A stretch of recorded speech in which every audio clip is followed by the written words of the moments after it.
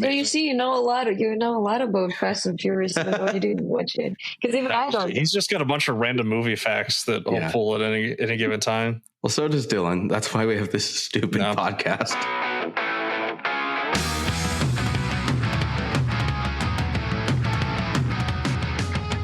Welcome, everyone, to the Over Under Movies podcast, the show where we take a popular figure or franchise in the world of filmmaking and ask a simple question: are they overrated or are they underrated?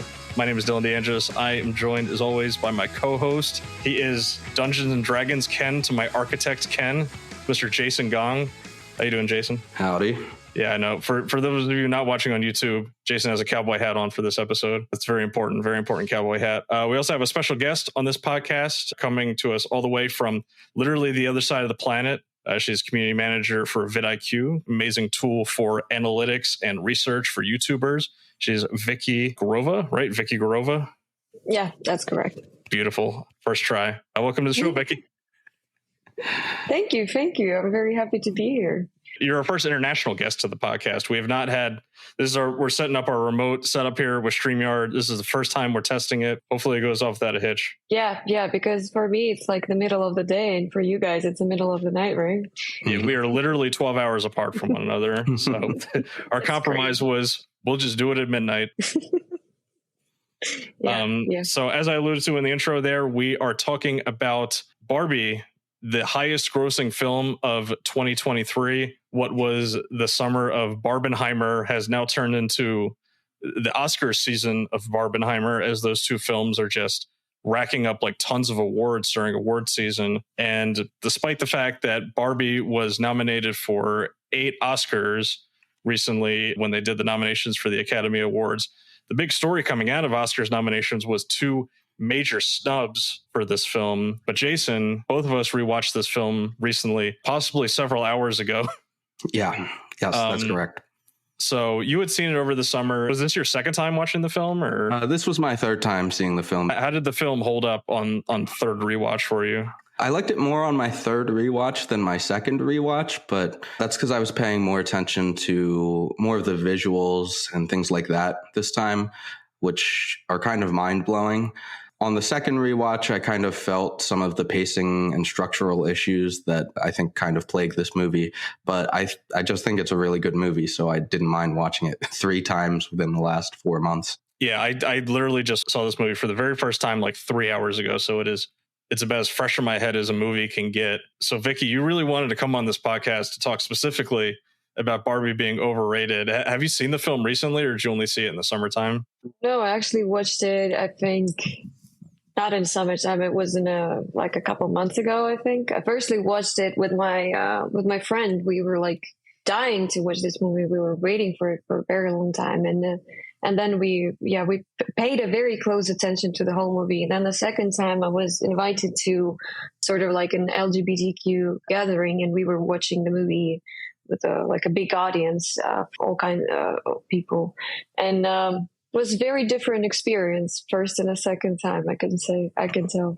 Mostly because of the audience, I think. Yeah, is this a movie that like people like cheer during certain sequences? I never got the theater experience for this movie, so I couldn't tell. I mean, is there a lot of cheering, Jason, like when you saw it? Well, I cheered when the Kens were all singing Push by Matchbox 20 and the camera pulled out to reveal all of them singing. That's my favorite part. The audience did laugh very hard at that. And they also laughed really hard at the Duolingo joke. My favorite joke out of all of them was when the Barbie was asking the Ken how to use the select tool in Photoshop. And that really cuts really deep to me, because I make that same mistake all the time in Photoshop where I'm trying to make a selection and I don't have the correct layer selected. So I think my Photoshop's bugging out, but I don't have the right layer selected. It's an honest mistake. It happens to everybody. So yeah, I got to say, for me personally, it's a very interesting movie to talk about and analyze, because on the surface level, this is just kind of a silly toy movie. It is basically in the same realm as those corporate biopics that we're seeing a lot of nowadays, like the Tetris movie or the BlackBerry movie or the Air Jordan movie. However, this is it's done by a very, very good filmmaker, and she is really, making her own out of this and kind of twisting it on its head a little bit.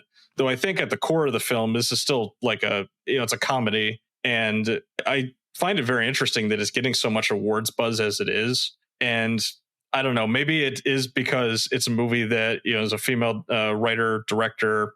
It's a female led movie. And it's kind of like a precedent that the Academy is trying to set here, that they want to elevate these type of films. Because honestly, like, my main takeaway from this movie is that, like, is basically an MCU movie, in my opinion. A lot of actors that you're familiar with, really good set design, relatively, like, I don't know, incoherent plot at times, but it keeps you interested. And it's a popcorn flick. Barbie made it was made for $150 million and made $1.45 billion at the worldwide box office last year. It was the number one highest grossing film of 2023. Jason, if Barbie was in the MCU, where would it rank in worldwide box office?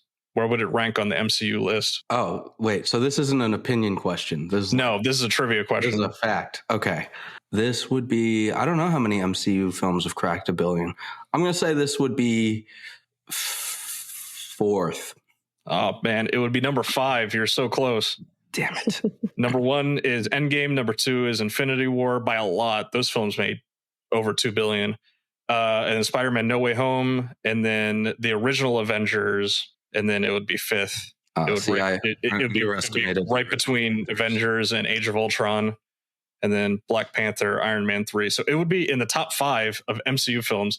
The movie made a shitload of money. It barely beat out Super Mario Bros. That was number 2 at the box office last year. Yeah. So Vicky, I'm curious, like, what's your like 2-minute review of the Barbie film? What did you think of it overall? I think overall it was a little, how to say, mediocre try to have this, allegory or on a very misogynistic world that we are living in. They tried, but I don't think it was it was very successful. So this is my take. I think that they didn't try to make it like a comedy or popcorn movie. They were actually, going for the deep stuff, but I don't think it worked out well for them. So, and that's why right now it's receiving so much, pain for Greta Gerwig and Margot Robbie for not being nominated, because they actually wanted, to make a point. But yeah, we won't spend too much time on like the Oscar snub thing here, but yeah, we should note here that, like, Margot Robbie is a producer on this movie, so because this got a Best Picture nomination, Margot Robbie is nominated for this film, and then Greta Gerwig did the screenplay, and this movie is also nominated for Best Adapted Screenplay, so she's nominated as well. So both those two people did get Oscar nominations, and if they win for that, they'll be on the stage accepting that award. Jason, I'm curious what you think here when it comes to like the plot of the film. I mean, for anyone listening to this, we're going to probably spoil like a lot of the major plot points here. This is not a movie where you got to worry about spoilers, I would say.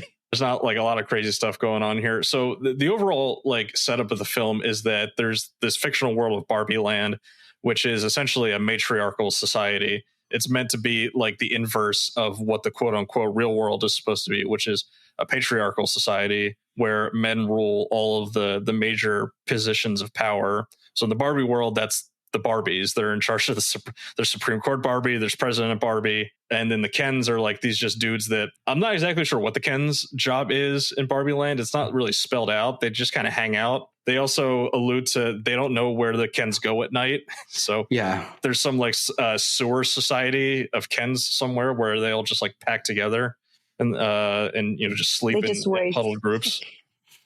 And then Barbie and Ken go to the real world, and my first thought was like, oh man, they're just going to spend like a bunch of time in the real world. The movie spends, I don't know 15 minutes in the real world, and then they head back to Barbie Land. The rest of the movie is in Barbie Land. Mm-hmm. And basically, so Ken, played by Ryan Gosling, he discovers that the real world is patriarchal and he loves the patriarchy. So he wants to turn Barbie Land into a patriarchy, and he turns it into a patriarchy in like 10 minutes before Margot Robbie can even get back there.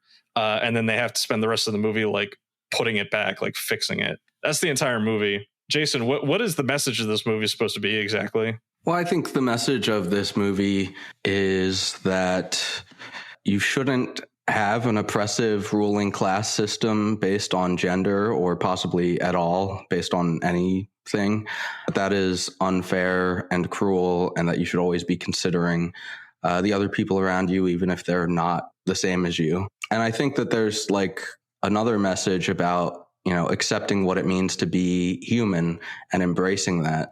So the movie kind of starts off with like Barbie's imminent thoughts about death, and then it ends with her choosing to become human even though humans die. So that message is in there as well, that, we all get old and we age and we die, but that doesn't mean that we're not beautiful and powerful as humans. So I find that to be a pretty moving message. And I think that the class stuff was interesting as well. Yeah, it's interesting to look at. This is a film where the dolls are aware that they are dolls, that they are like living versions of these toys. So it's kind of like a Toy Story situation going on here, which makes it very interesting when they go to the real world, because they're kind of aware that they're dolls walking around in the real world. I don't know how well that like that all works together. I think some of it gets lost in the sauce a little bit. Yeah, they kind of hand wave some of the particulars about it, right? Like the guy that works for Mattel at one point asks what Barbie Land is. Is it an alternate dimension, or is it our imagination? And the entire executive board just says yes. So they're kind of like, you want it to be. Yeah, we're not going to get in the nitty gritty about this. Yeah, it kind of reminds me of, we just rewatched Who Framed Roger Rabbit recently, and like it's like that. It's like the real world in Toontown, where like they kind of spill over into each other. So Vicky, we were talking a little bit before we got on the pod here about the sets and the practical effects in the movie from like a visual standpoint. I mean, did you at least like enjoy like those aspects of the film? You think it was well made? Yeah, I think that from the visual standpoint, it's actually a very good movie. Like, I mean, the set was very beautiful, and it looked exactly like the Barbie. I don't know, you guys probably didn't play with the Barbie, but I did have like a Barbie house and all that kind of stuff, and the cars and stuff, and I don't know, like clothes. So it was very well made. I have zero comments on the quality of the set and the quality of cinematography too. I think it was very good. So from the visual standpoint, I think it's a very good movie. Yes, definitely. But yeah, it's interesting because I believe all of the Barbies and like all of like the houses and stuff, like they're all modeled after real Barbies that existed, like real dream houses that existed. Yes, there's like there was a pregnant Barbie. There was a pregnant. I remember when we were watching the movie, basically we were like finding every single kind of Barbie that were represented there. So yeah, they all were after the real Barbies that actually were produced. Yeah, because I was doing like some research on like the Barbies that were released, because Barbie started in 1959, I believe. Like the creator of the Barbies is in this movie as, she's played by an actress, but she's like an integral part of this movie. And it's interesting that Barbie Land is filled with these Barbies of different occupations, because they kind of say that the message of the Barbie dolls is supposed to be empowering to little girls. Like, you could be a doctor, you could be an astronaut, you could be, whatever you want. However, that messaging is fairly recent when it comes to the Barbie company, when it comes to Mattel and the Barbie lines. The early versions of Barbies were just like her in a swimsuit, or like her in a nice dress or something like that. It was not this like female empowerment that kind of Mattel is trying to like morph it into. And that's when I don't know, I get a little cynical with this movie, because it's definitely like just an advertisement for these dolls. Mattel was like a direct producer for this movie. Obviously, they had some pull in what could or could not be put into the script here. And I think like when you see the Mattel executives as these like villain characters, they kind of get turned into a meme. Like, they don't really do much with it. I mean, like, why are they even in this movie, Jason? Well, like I said in our Will Ferrell episode, I think that the Mattel executives are like the worst part of the movie. They kind of slow the whole thing down and don't really add anything to the messaging. So I don't know. I couldn't really tell you. I guess it's to add some sort of external conflict outside of Barbie and Ken, besides just patriarchy, but they're not even like bad guys. So I don't know. Well, I mean, I'm curious, like Yeah. Vicky, you said that you played with Barbies when you were younger. Like, I mean, do you see Barbies as like an empowering like symbol for girls, or do you think it's like, good and bad? When I was growing up, Barbies were more of like a collection kind of stuff. So it would be always like, very cool to find like extremely rare sort of Barbie, because when you would go to the shop and there would be all kinds of, just Barbies, it's not interesting to play. But then you find like a Barbie made after, I don't know, Vivian Leigh. I really liked Vivian Leigh when I was a child, like as an actress. I was a fan of like Gone with the Wind, so I was like obsessed with her. And then so these were way more interesting than just regular Barbies as a doctor, as a like Barbie, I don't know, lawyer. Nobody cared about. It was always more interesting. So they're like Beanie Babies too. Yeah, you're like collecting them. Yeah. And I also, so yeah, we were like all three of us, my sister and my mom, we were like going after these rare Barbies, and we actually had, I think we still do have like a Barbie from like 60s, or it wasn't an old Barbie, but it was a replicated Barbie from the design of 60s. And, it looked completely like the Barbies now, they have received a lot of hate for having this very unnatural kind of bodies, right? Because they have like a very slim waist, a very very disproportional to real human body. Well, the Barbies from 60s are even worse. Like these are they have like, I don't know, like this kind of waist, and they have a huge boobs, and they look absolutely not human, and they wear completely different kind of makeup. The clothing was different. And so I don't know. I think right now Mattel really tries to, put the Barbies like, that's empowering too. But I mean, and we were talking about this board of directors, right? I think they're in this movie to show that they're not the enemy, that they're not the enemy. That the whole this Mattel kind of board of directors, that the creators, they're not the enemy. They're here to protect. They want to protect the Barbie land. They want to protect they want to make sure the Barbie land doesn't get the injustice. They're the good guys, actually. They're acting like, oh, it's so silly and so stupid, and they don't understand even what's going on because they, because the corporate guys are good guys. What are you talking about? I think they're there to like poke a little bit of fun at themselves, but ultimately, it's like Vicky said, it's a pretty flattering portrayal. It's funny you were talking about the measurements of those original Barbies. So you're right that the proportions were insane. The original standard Barbie was like a 1/6 scale model doll, basically, and if you scale that up, it'd be a woman 5'9" and the measurements would be a 36-inch chest, an 18-inch waist, and 33-inch hips. So just like ridiculously disproportional. And a woman of that size, according to the Wikipedia page, would be too low of body fat percentage to be able to menstruate. So very unhealthy. There was a Barbie that came out in 1965. I think it was the Slumber Party Barbie that came in the pack. It came with a bathroom scale that was permanently set to 110 pounds. That's terrible. Which is 50 kilograms for anybody on kilograms. And it also came with a tiny little book that said how to lose weight. And on the other side, it said don't eat. Really?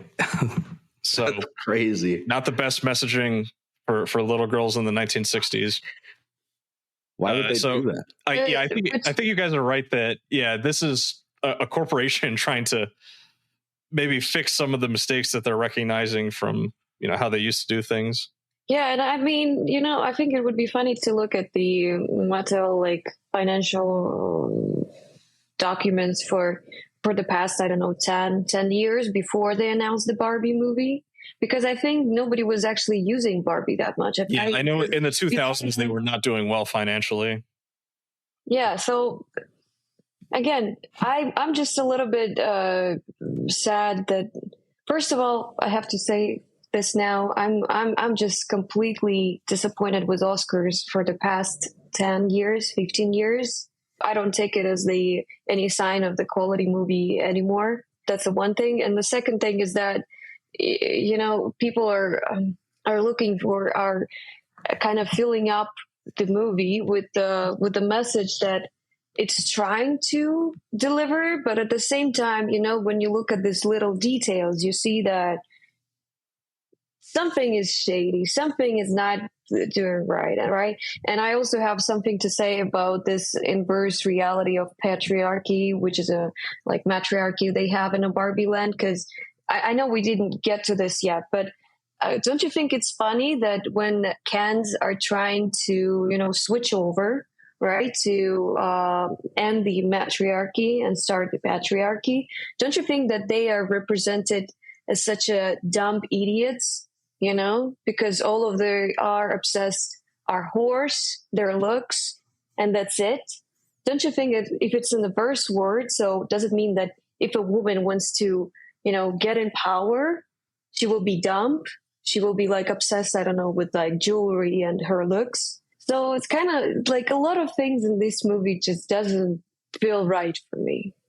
And it is not like, if it was like a clear message, that would be interesting, but there are so many little messages, so it's like not clear. They don't even, it feels like when someone wants to argue with you, but they don't have like a very strong examples or facts, and they don't have a strong position, and they're like trying to say something, but at the same time it just seems mediocre and not interesting. So because they don't have a very strong point. It feels like a movie that thinks that it has a really nuanced perspective of like the patriarchy and like gender roles. And in reality, like it comes off pretty like surface level. Like when the Kens take over Barbie land and all of the Barbies become brainwashed into, basically they just turn into like trad wives. They're just like doing whatever the Kens want them to do, like their own like short dresses and stuff like that. It's such like sorry, Dylan, but at the same time, instead of like brainwashed, let's say like a brainwashed woman, right, that is like a good part of the man, right, as it is in a patriarchy, right, but the woman doesn't understand that's trophy wife. She doesn't get anything. She's like, okay, jewelry Barbies in this movie that are brainwashed, they keep their conscious. They're still like very smart. They understand what's going on. Yes, they like getting awakened by some of their Barbie friends, but they still, they have this plot on how to turn it over. So they're like smart, unlike, Kens in the very beginning of the movie, who are like, you were asking, what are Kens do? Kens are the part of the Barbie. Kens don't have a personality. Kens are just, they're like a prolongation of the Barbie. They're like a pet. Yeah, I low key think that Ryan Gosling is like kind of the most interesting part of this movie, because he's the one that he feels like a guy that like he's kind of been painted into a box, literally and figuratively, in his life. Ken debuted, I think, like 2 years after Barbie did as a toy line, and unlike Barbie, Kens basically have always had some sort of occupation tied to them. Again, going more into like traditional gender roles of like, the man is like the breadwinner and he's the one with the job. And then, the woman is, she's just there to look pretty. Yeah. Like you said, in Barbie land, his job is beach. Yeah. Which beach is not an occupation. Beach is a location. And then, he gets into the real world and he thinks that he can get any job he wants to because he's a man. It's very interesting how the switch flips. I understand this is just like, it's meant to play for comedy, but the fact that like, his first inclination is to immediately go back to Barbie land and indoctrinate everybody into this concept of patriarchal society. It's very interesting. I mean, Jason, what do you think of like Ken in this movie? Do you think like what they're going for with him, does it work? Yeah, I think like, and there's like another theme in the movie about just like how masculinity works and how you can embrace it without embracing toxic masculinity. I think it is kind of muddled, the story and the theme, but at the same time, I do think that Ken gets the most interesting arc in the movie, and ultimately it pays off well with him having to figure out who he is without Barbie.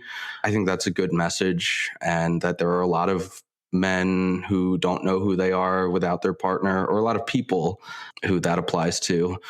And just being a person who's trying to figure out how to exist as yourself without tying yourself to something else is really hard.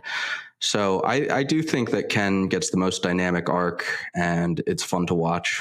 Yeah, it kind of makes me think of, I was reading this a few weeks ago about this idea of personality, and are you able to describe who you are as a person without talking about the things that you like or the things that you do? Who are you as a person? And that's kind of what like Ken is having to go through here, is how is he able to find himself as a person where, he's not just Barbie's boyfriend, like who is he actually?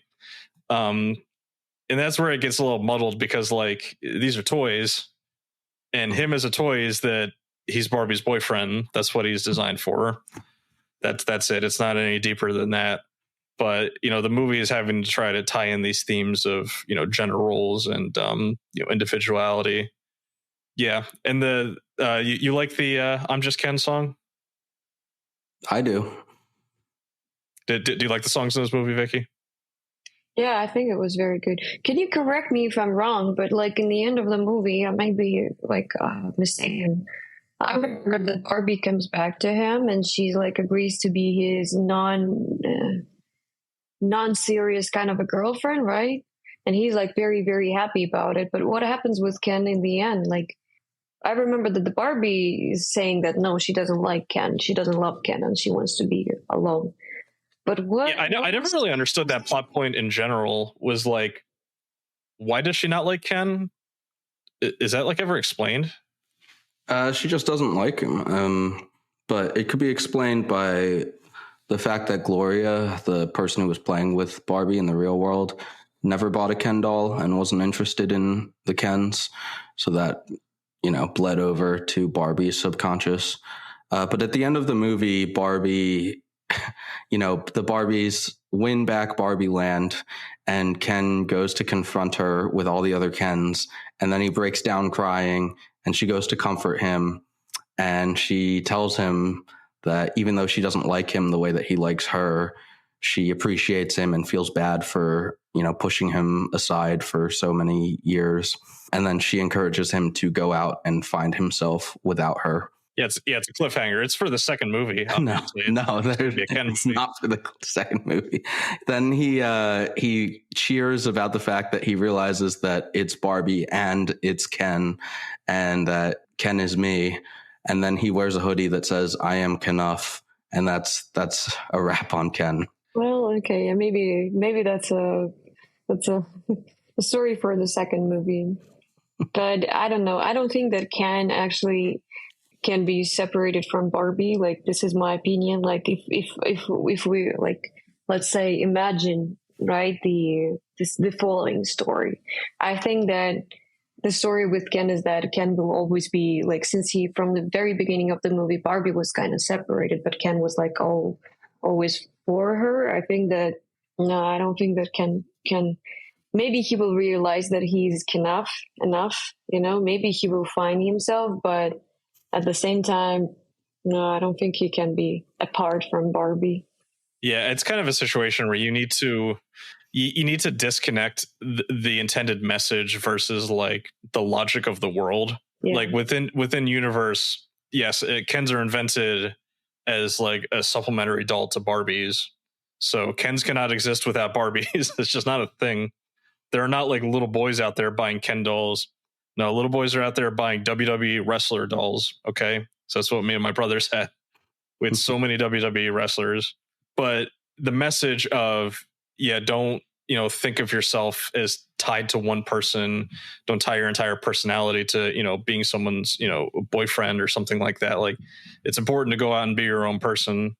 And it's a good message.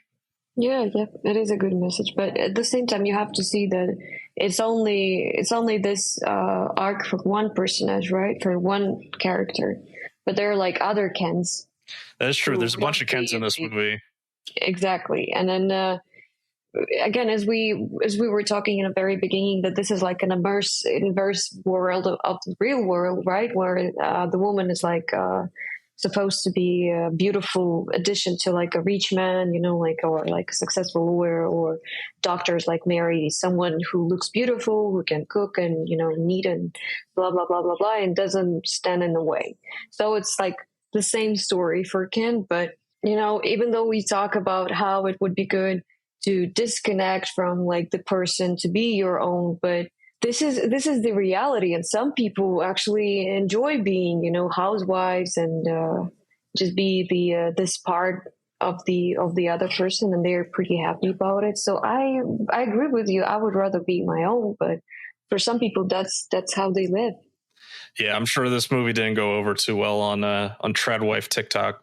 They were probably complaining about it. Jason, this movie has 2 nominations for acting performances. One is Ryan Gosling, which I think is a good performance, and I won't dispute his nomination at all. He's going to lose to Robert Downey Jr., but oh yeah, he gets to go to the award show, so good for him. The other one is America Ferrera plays what's her name? Gloria.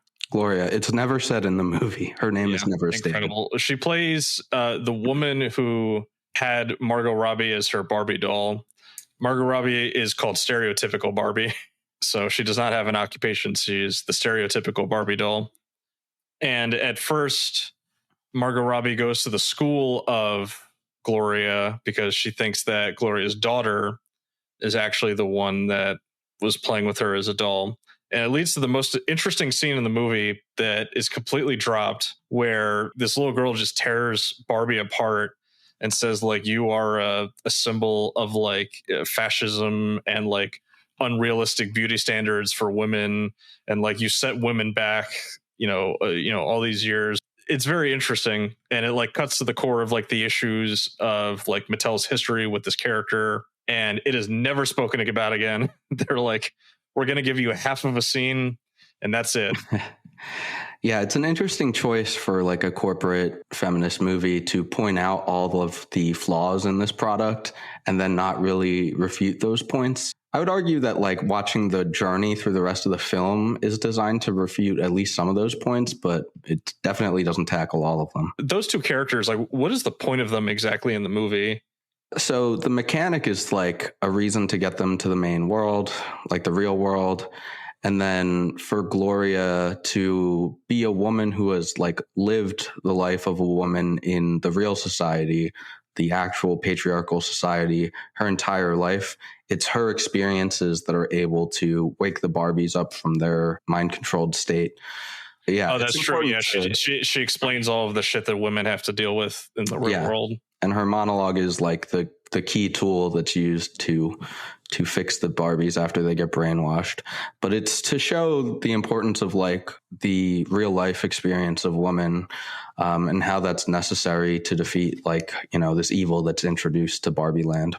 And then for Sasha, her daughter, I think like meta wise, it's important to like show a little girl in a movie about Barbies, so that is true. I mean, that's one of the interesting things about the Barbie dolls is that before Barbies were a thing, most dolls that the little girls played with were like baby dolls. Yeah, which is the intro of the movie is saying that.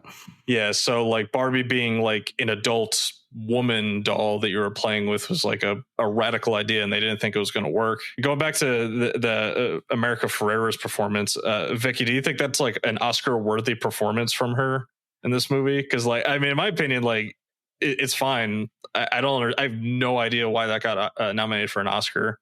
I already told you what I think about Oscars. So I think, like, honestly, I mean, I have no comments on this. Like, for real. I mean, I actually was thinking the other day, like, about Leonardo DiCaprio, right? I think that Leonardo DiCaprio is a great actor. Like, I think he had some amazing movies, and he definitely worth an Oscar, right? But he wasn't given an Oscar he was nominated like 10 times and never won, right? Or he wasn't even nominated. I don't remember. Yeah, I mean, it was a mix of not getting nominated and not winning for very good acting performances. Yeah. But then he was given Then he was given an Oscar for what was the name of the movie? He won for The Revenant. Revenant, right?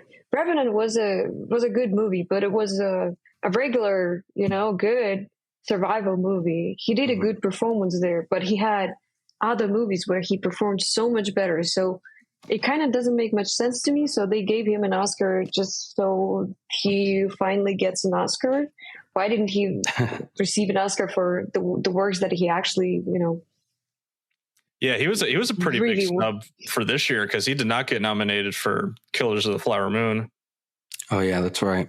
I honestly think that they're probably just some, because remember, I think when this whole scandal with Harvey Weinstein came to surface, they actually there was a side story about how like most of the Oscar nominees are paid by production companies. So at some point, production companies started just giving money to Oscar committee to nominate their people. And I think right now it's still like this: whoever pays more, gets the nominee.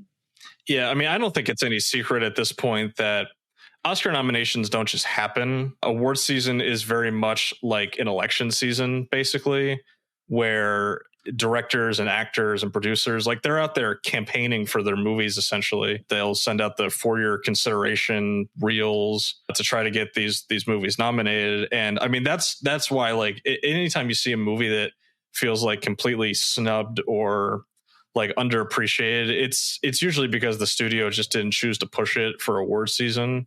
And in this case, obviously it was Warner Brothers that ended up doing it. This movie's production history is insane, by the way. I didn't really talk about it yet. It was originally optioned out in 2009. It was bought by Universal. And then in 2014, the rights to the film were acquired by Sony. The two options for Barbie that they had were Anne Hathaway and Amy Schumer. Good thing those movies didn't get made. Anne Hathaway would have been interesting, but Amy Schumer would have been a bad movie. Let's just keep it real. Warner Brothers acquired the rights to this film in 2018. Margot Robbie was attached to it in 2019. She was attached as a producer first, I believe, and her choice for Barbie was Gal Gadot, who's Wonder Woman. Dodged a bullet. Greta Gerwig and Noah Baumbach were brought on to write the script in 2020, and then Greta Gerwig also directed it. Really interesting production journey this film went on. Mattel really wanted to get it right here.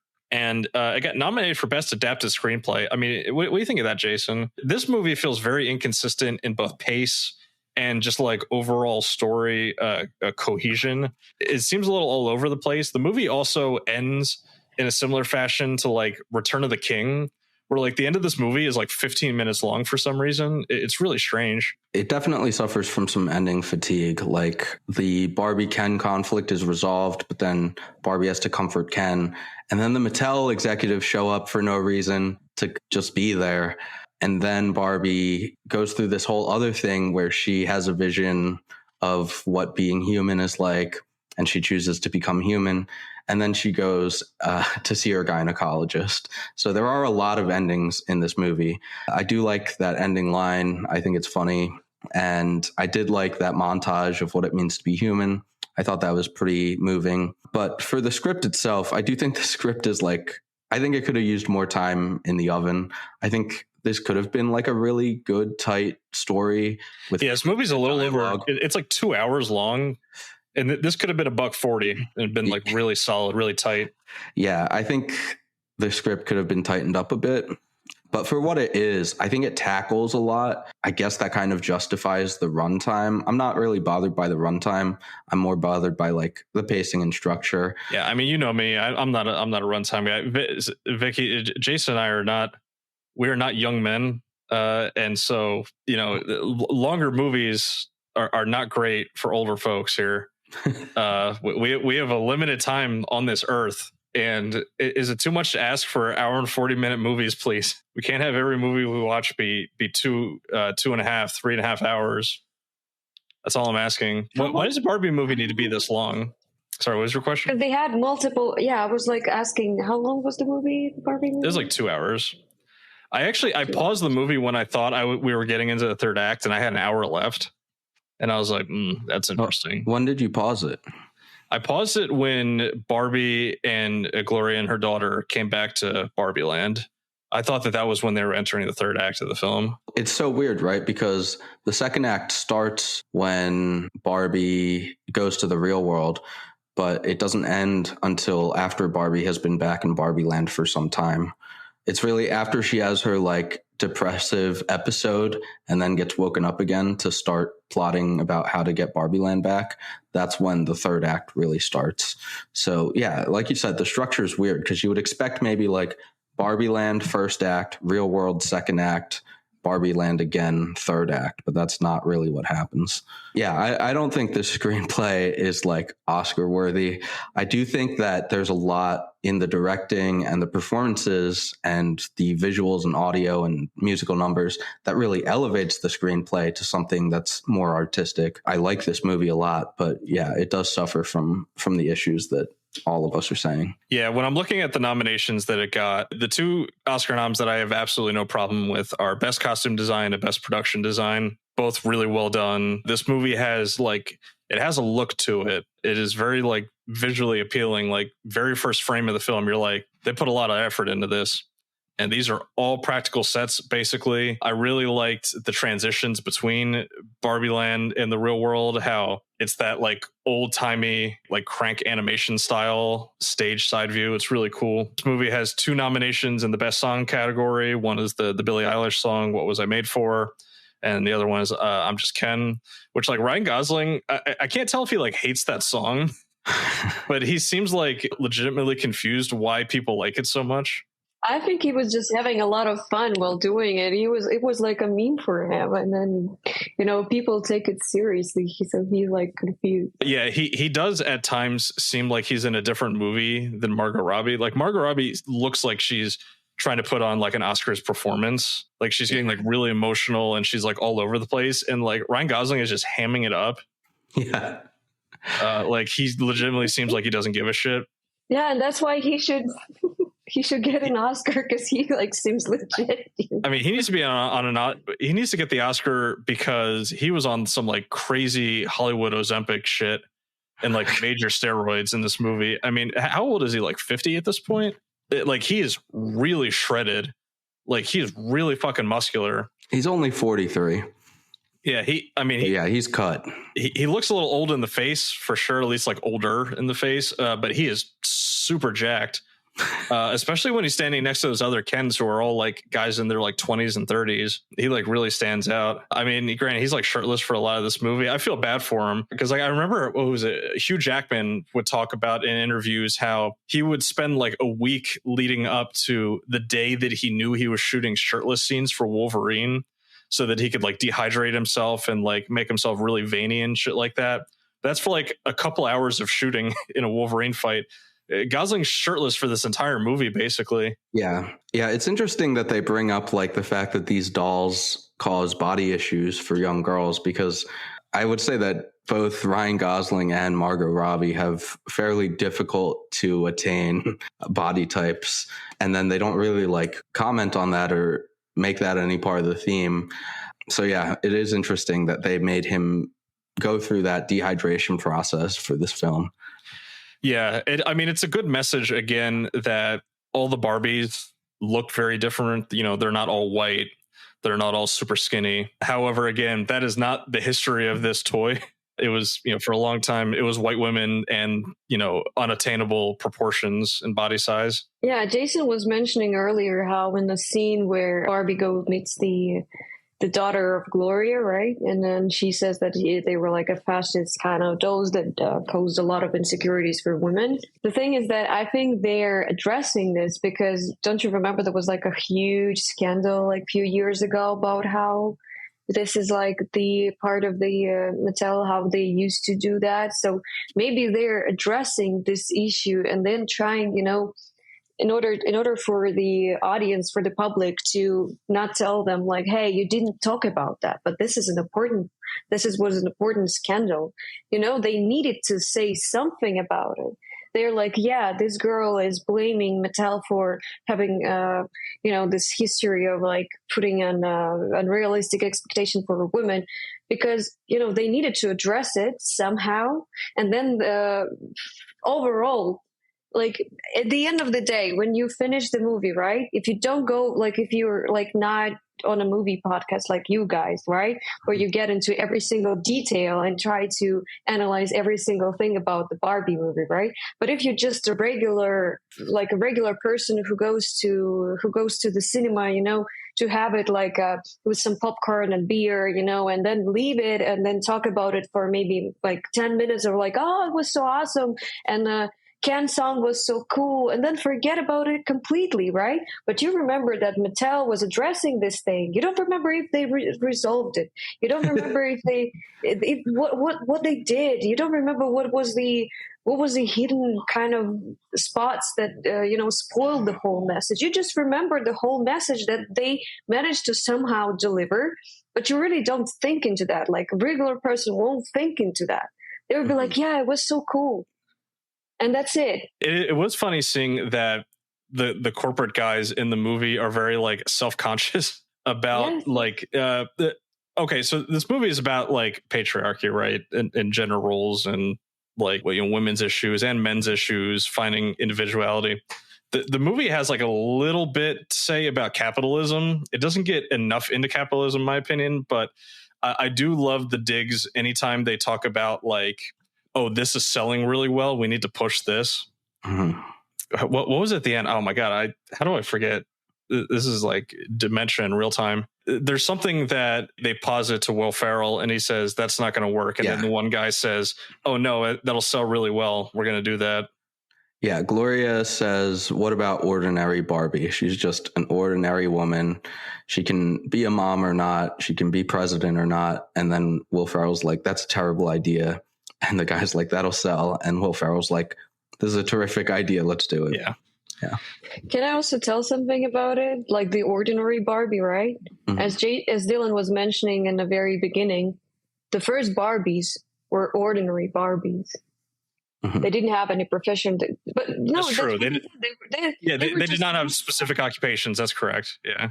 Yeah, they were just ordinary Barbies, but the beautiful ones. And now, I don't know.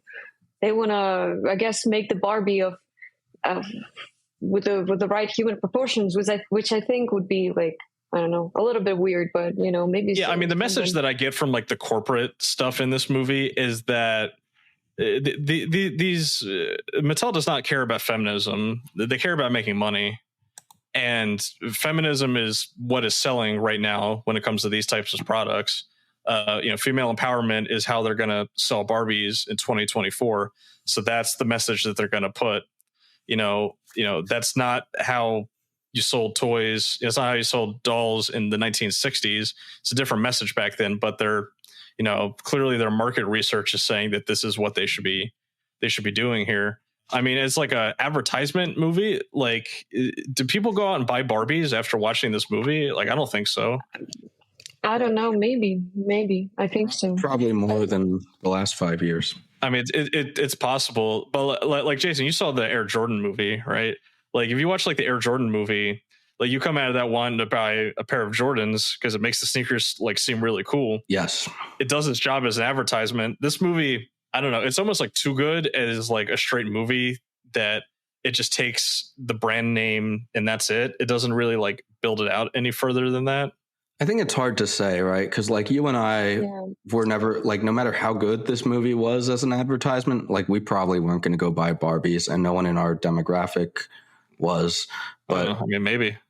But like for people who buy toys, especially people who are buying toys for their kids, and if their kids like this movie, I would say, I would assume that this did a nice bump for Mattel. Can I also address something like? I think it's interesting how Mattel, states all the issues about the capitalism, and again, how like they were, going to posing all these insecurities on women, right? Did you think it's, there's this psychological trick when someone is to blame, like when someone is actually did something bad and they're like, yes, I'm that bad. You're going to blame me for this now? And then they kind of ask for the sympathy, and you're like, okay, yeah, but you're still a good guy. So I think maybe there's a little bit of that in this movie too, because they are so bad. They selling what is hot now. They are also, they did this bad and this bad, but they're still good guys. I mean, look at them. They're still like, they're good guys. You want to buy Barbie now? I do think this movie is designed to get sympathy for both Barbie and the Mattel executives. Yeah, it is funny that the Mattel guys they're like fake out villains, right? They're like Slugworth and Willy Wonka, where they're like big dudes in suits, coming to take control of Barbie Land, but like in reality, they don't do anything at the end of the movie. They're like, yeah, you go, girl. Yeah. Unfortunately, the lasting legacy of this film is going to be that it's going to kick off the Mattel Cinematic Universe. No way. It came out back in this is an article from like a week ago talking about films that Mattel is looking to develop out of their toy lines, which include Barney, which is my boy. I love Barney, Purple Dinosaur. A Hot Wheels movie, a Magic 8-Ball movie. I don't know. Masters of the Universe, which would be cool. We need a good Masters of the Universe movie. Matchbox movie, a Polly Pocket movie, which is another doll series. Rock'em Sock'em Robots, Thomas the Tank Engine, Uno. I guess we're gonna get an Uno movie. Great. Oh man, is not great. So this movie doing super well, just like a lot of movie franchises. We were talking about Kingsman recently. If the first movie does really well financially, it could be a blessing or a curse. You could be just getting getting Argyles every other year. Yeah, it's interesting. It doesn't sound like this is going to be like a cinematic universe where these properties cross over, right? You legitimately think that we're not going to get a Barbie 2 ever? I think I would say it's like 50-50 because like all the key players that actually worked on the movie, like Margot Robbie, Ryan Gosling, and Greta Gerwig, I think they've all said that they don't care to make a second one.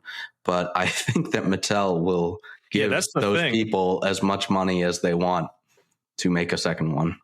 I mean, what is the basement, right? What is like the least amount of money that a Barbie 2 would make if you made it with like, B or C grade versions of like all of the people involved in this?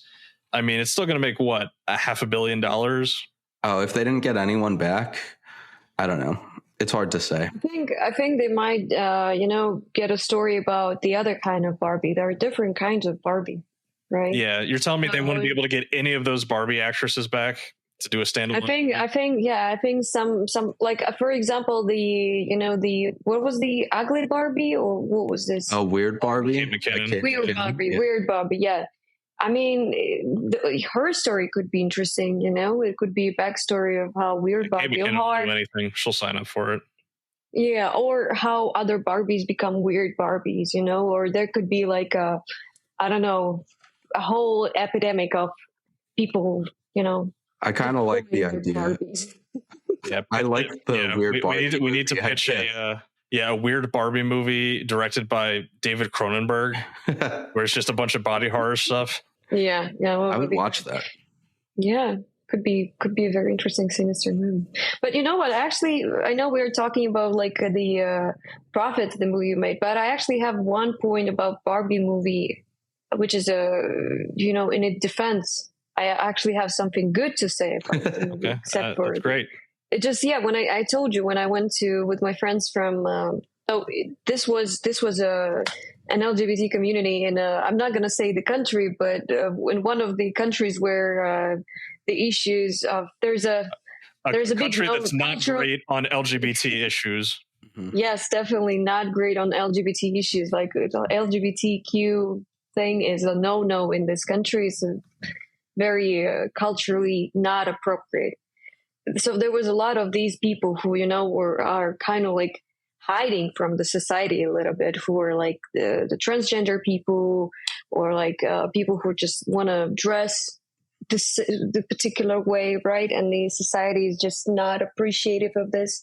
I remember when I was watching the movie with them, a lot of people were crying. A lot of people were legitimately crying because they've been through such a difficult journey on accepting themselves, because some of them are also coming from very religious families, like Muslim families, where this is just a complete taboo thing. And then people were changing genders. It was a very diverse kind of a group of friends. I think there were like 20 or 30 of them. I remember when I was invited, it was actually so funny because I received an invitation and then I received like a note, like, please tell us, can you confirm that you're okay with LGBTQ plus society, because we are very scared of, you will not report us to the government. Yeah, well, not to the government, actually, to some extreme people around there. The government wouldn't do anything unless there's like these very religious guys who would come over and doing stuff. I actually have Marilyn Manson, the singer, right, the musician. Yes. Marilyn Manson, he was once performing, and I love Marilyn Manson, and I once went to his performance, and one of the religious group, they think that he's satanic, that he's like this very bad for young minds. He was trying to perform in this country for several times, and every single time he would perform, one of these, I'm sorry, I'm not allowed to swear here, like a bad people, mm-hmm. very stupid, idiotic, like religious people would call and say that there is a bomb under the stage and, it should be shut down. So Marilyn Manson hasn't been performing for a while. It was very sad. So yeah, same with this group. But again, getting back to Barbie, sorry for drifting away. I think, at the end of the day, it's the impact that the movie is having on the people, right? And if these people were, touched by it, they felt like they are understood through watching this movie, like they felt understood by, those who produced the movie, those who made the movie, means that this is a great movie, because I think art, in the end of the day, is designed to help us, to help us express ourselves, and we can also express ourselves through someone else, creation, right? So I guess it deserves to be. It's not a complete mess. It's if it's helping someone, if it is, if someone feels emotional, feels understood, then yeah, that's a good movie. Yeah, it's interesting you bring up that point, because I remember this film got a lot of flack in certain countries, and in some countries it was banned because of, like LGBT themes. And like, maybe I missed that part of the movie where it's like explicitly pro LGBT. Is it just that the fact that the movie is like pro like expression and like encouraging people to be your true self, and like countries identify that as being LGBT, or the fact that it's like pink, like the whole damn movie is pink and like colorful, and they say like, oh, that's LGBT, we can't have that. Yeah, actually, another thing, I think it's because it's pink, because again, coming back to one of these countries where, LGBTQ issues are not, I just came across some news how there was one singer who like did, I don't know, like some makeup, or were a little bit bright colors, like they were associated with women, like pink ones, and they were accused of, promoting LGBTQ plus society, just because they were wearing, the clothing that is more associated with women. I'm pretty sure there isn't really any LGBTQ content specifically in this movie, but I could see how the themes of this movie could be impactful for people who have been hiding. Yeah, I'm really surprised there's not like any sort of like actual LGBT representation in the film. I feel like it would have been a really good like opportunity to have like a transgender woman as like one of the Barbies. There is a transgender woman as one of the Barbies. That's and it's just not explicitly like. I mean, I guess that's good then. Is that explicitly called out as that? Yeah, it's the good kind of representation, not two women kissing in the background of the end of Star Wars Episode 9. Right. Where it's like, okay, you do you. All right, so we can get into the overrated, underrated segment here. So, Vicky, usually how we do this is that one of us argues that it's overrated, one of us argues that it's underrated. Jason, I'm guessing you would be underrated on this, right? So. Yeah, I think at the very least, I like this more than you guys. So I'll. I mean, what is the argument for underrated, do you think, on this? I think a lot of people, especially like film buffs like us, kind of dismiss it as like just a popcorn movie. Dylan, you said it's basically an MCU movie. And Vicky, you said that, the themes that it tackles, it doesn't necessarily succeed at what it's attempting to do. But I think for me, this did feel like a wholly unique experience in the way that it blended being a popcorn flick and a movie with like a message that it's trying to tell, and it's trying to tell in such an artistic way. So just as a whole, I think there's not a lot of other movies like this where it has this feeling of being so empowering and also just being kind of like dumb fun. I think it balances those two things very well. I think there are elements of the movie that aren't like celebrated that much. Like the performances are really good across the board, but one thing I noticed on like rewatch is just the way that the Barbies and Kens will like move like dolls, but in these very subtle mannerisms and stuff like that. It reminded me a little bit of like how the Lego movie got so much praise for its unique animation style for how the brick people move. I think that the human actors did a really good job being dolls in this movie. So I thought that was cool. I think the visuals were stunning. Painted backdrops for everything in Barbie Land is incredible. A mix of like minis and full sculptures to fill out that set was so cool. It's very ambitious, and I don't see it done to that level very often. And then I think one thing that really resonated with me was its very specific call outs of men mansplaining things. I think it was so targeted and specific that it just hits the nail on the head. So like, can we talk about the mansplaining section real quick? Dylan loves the song Push by Matchbox 20. What is wrong with Push by Matchbox 20, right? It's a good song. If you're a lady and a man is playing you that song on guitar, specifically next to a fire on a beach, that sounds super romantic. And all of those Barbies, it is funny that the Barbies are all equally shunning their Kens on the beach. So they're basically just like switching places, all of them. Yeah. Which is funny. Also, we have to shout this out on the podcast. We absolutely do. So Vicky, an important thing you need to know about me, and I'm ashamed to tell you this, but I've never seen The Godfather. It is something that our roommate John has hung over my head for literal years at this point. I've lived with this man for 5 years now, and he will not stop giving me shit for not seeing The Godfather, to such an extent that like it's like a meme now. Like I'm kind of just leaning into it. However, they fucking shout that out in this movie that it's the thing that if a woman is like, hey, are you watching The Godfather? And the guy just immediately turns and like, let me tell you all of the things that I love that Francis Ford Coppola does in this seminal masterpiece of a film. It just cut to my core. It's like they were thinking of me when they wrote this movie. He explicitly says, "You've never seen The Godfather," which is a line that our roommate John just says to Dylan all the time. So Dylan gets called out by like loving the song Push by Matchbox 20. John gets called out by this Godfather joke. And for me, I've played guitar at women before and asked them, do you really only keep your money in a savings account? So it's got something for everyone in terms of being like, hey, you're a man and you do this dumb shit. And I just appreciate that. I think it's funny. I think it cuts to the core of like what mansplaining is. Yeah, mansplaining is absolutely a real thing.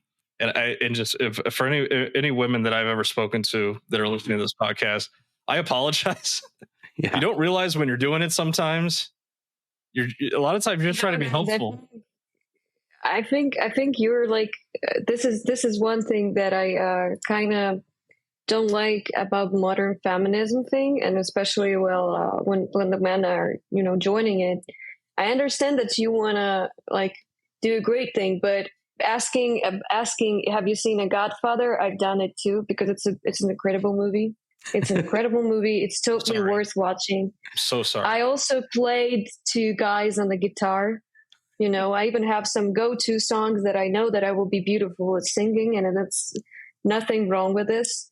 I also asked people if you're like having all your money in a saving account because there isn't other ways to make it better. So what I'm thinking is that, and I also, okay, womansplain some things to guys, all right? Because sometimes people are dumb or sometimes they just don't get it. I'm sorry. It's true. I womansplain things to women. I womansplain things to men.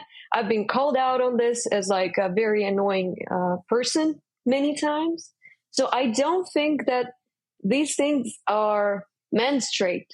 It's more of a thing, traits of, like, well, let's say not a very well-mannered people. Yeah, it's just over-explaining. Over-explaining is a thing that is all gender encompassing. Yes, this is just what I want to tell you is that you're rooting for feminism, and I agree with you, but you are forgetting that by pointing out those things that you think are like toxic masculinity, you're actually doing not a good job for the feminism itself, because these things should not be they shouldn't be noticed at all. This should be like buried down ever. There are good people, there are bad people, that shouldn't be raised up the question, because more people, this is what I see all the time, the more people like raise the question of like toxic masculinity and I don't know, mansplaining and all the other stuff, it actually gets worse, because there are like dumb people who are using this as a weapon on every single person they don't like.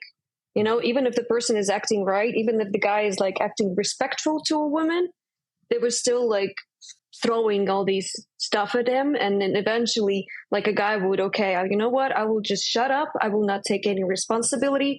I will not be acting like a man, which is, I don't even understand what it means, but like, I guess in the old realm, acting like a man was to take responsibility for your action, right? Take responsibility for some stuff, because women would always be just sitting there, waiting, and the man would be the one responsible, right? So right now, when this all is pushed on the guys, they're like, no, I will not take any responsibility. I will take responsibility just for myself. I'm be very, very careful about everything I do, everything I say. I won't do the leadership. No. I will let everyone go in front of me. I will just, be there in order not to get in trouble. So I think that's a very bad thing too, because misogyny goes into sexism and goes into both ways. So this is like my take on the whole feminism thing. This is just not be brought up. People, women, men. True feminism is we support women's rights, and we support women's wrongs as well. You want to be all encompassing with it. That's the nature of true equality. I do overall. Yeah, I'm sorry. I'm just. It's a funny scene. Maybe I'm just a little bit, So we are throwing a party in a couple weeks. And it's for Jason's birthday. Actually, he's turning 31. Mm-hmm. He's becoming a man. And I'm trying to convince him to play his guitar at the party. Yeah, play Push by Matchbox. Yeah, you should. Yeah, exactly. Get him up on stage. Yeah, Dylan, right. You should watch Godfather finally. Yeah, Dylan. Welcome. Yeah, you're getting it from all angles now. I'm getting cooked. Come on, man. This is just a shame. And you call yourself like a movie lover? You didn't watch Godfather? That's what John said. What kind of podcast this is? I mean, you only watch Fast and Furious and Barbie? Okay. No, you want to know what makes it even worse is like I'm Italian and like my whole family's Italian. Oh. So, but no, come on. I think it was Italian. We're gonna do Godfather for an episode. It's on the list.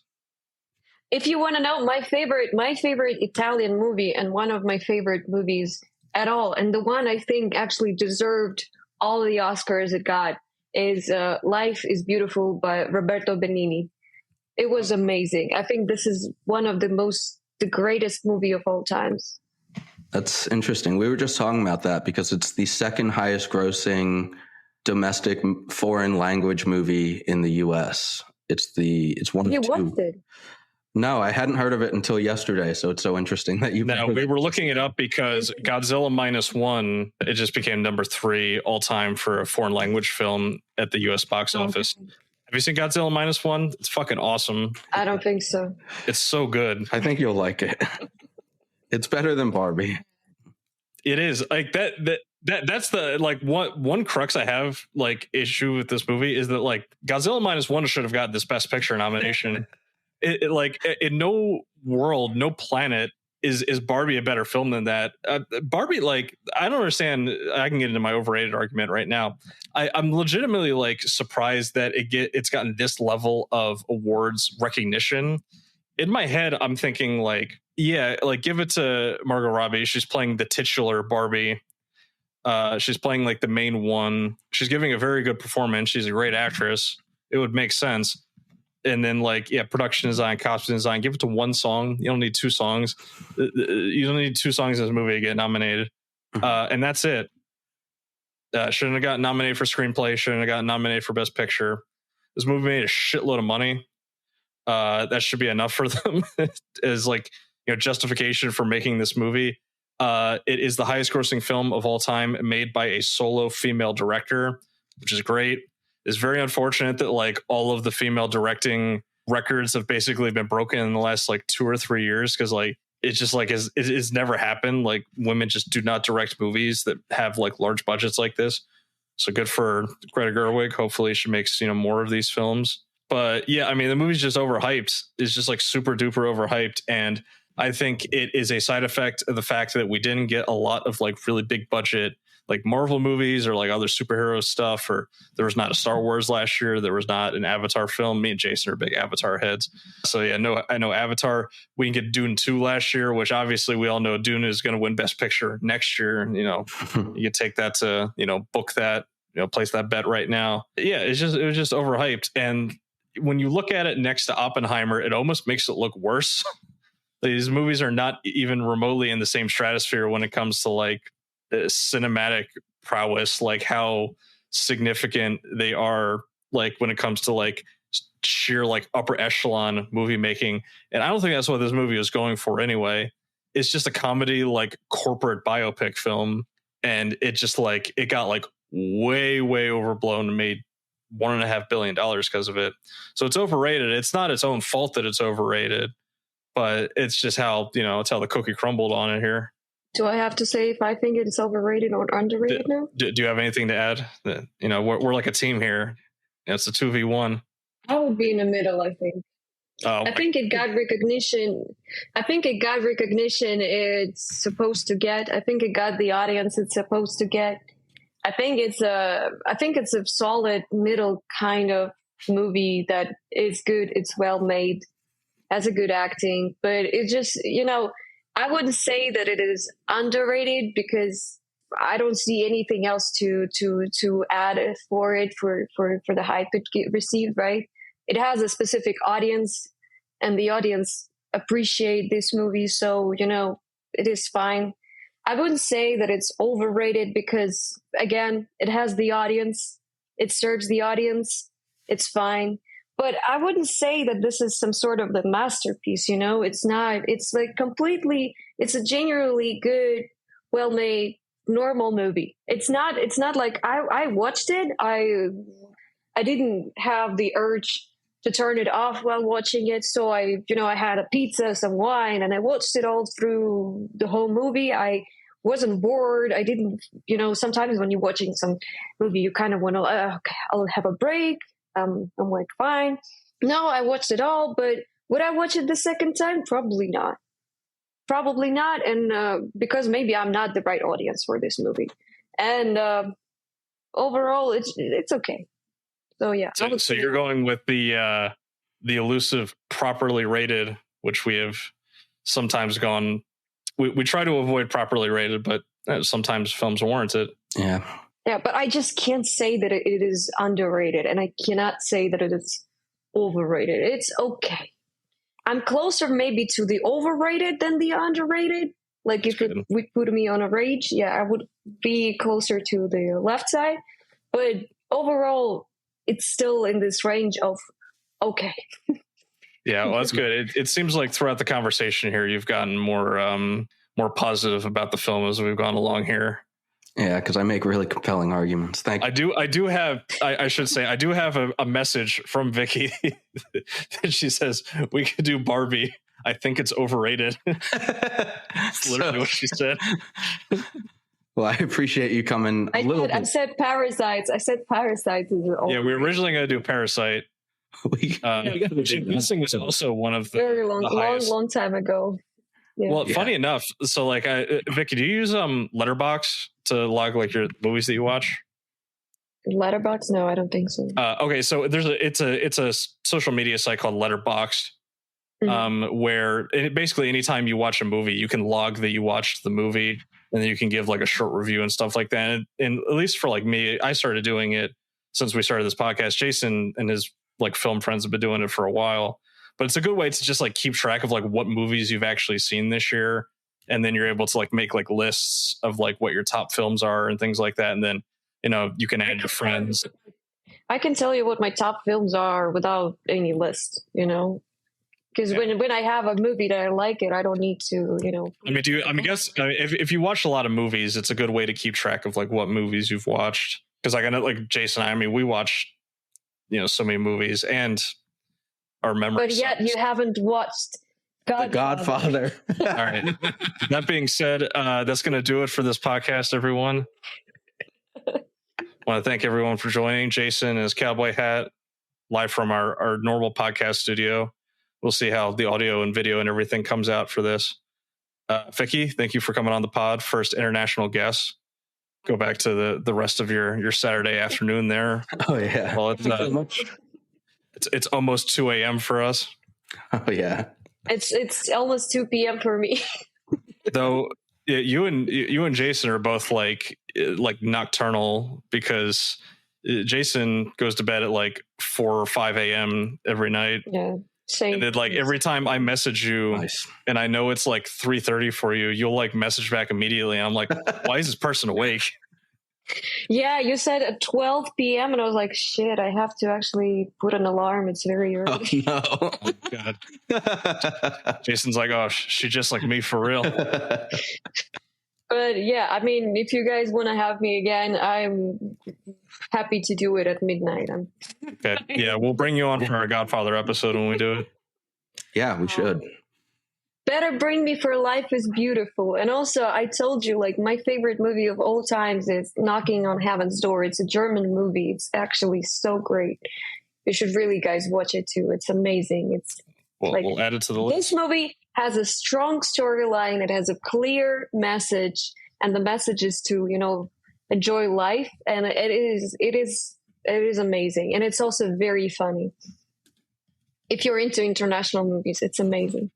Cool. Yeah, we'll check that out. We're definitely into international movie. We just watched what was that film that John made us watch, Jason? Like a Finnish war movie? It was a Finnish war movie, yeah, from the 90s. I can't even remember what it's called. I can't either. We're open to whatever. Yeah, we'll definitely check it out. Yeah. All right. Well, that's going to do it for the Over Under podcast. Everyone, if you're listening to this on Spotify or YouTube, make sure to give a like, 5-star rating, all that good stuff. And we'll catch you guys next week. See you at the movies. Bye. Bye.